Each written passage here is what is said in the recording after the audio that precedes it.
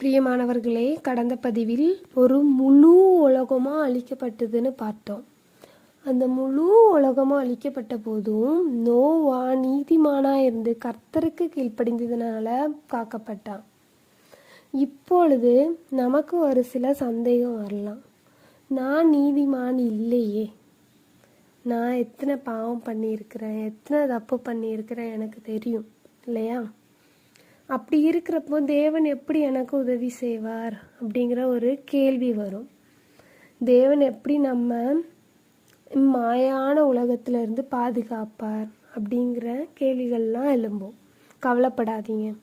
நம்ம பாவிகளாக இருக்கையில் நம்முடைய பாவங்களுக்காக தேவன் நம்ம மேலே வைத்த அன்பின் நிமித்தம் தம்முடைய ஒரே பேரான குமாரனாகிய இயேசு கிறிஸ்துவை நமக்காக கொடுத்தார்.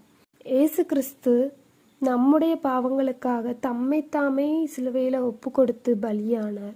3ஆம் நாள் உயிர்த்தெழுந்தார். நாம் அவரை முழு மனதோடு ஏற்றுக்கொண்டோம் அப்படின்னா அப்போ நமக்கும் அவருடைய கீழ்ப்படிதலினாலே மீட்பு உண்டாகும்.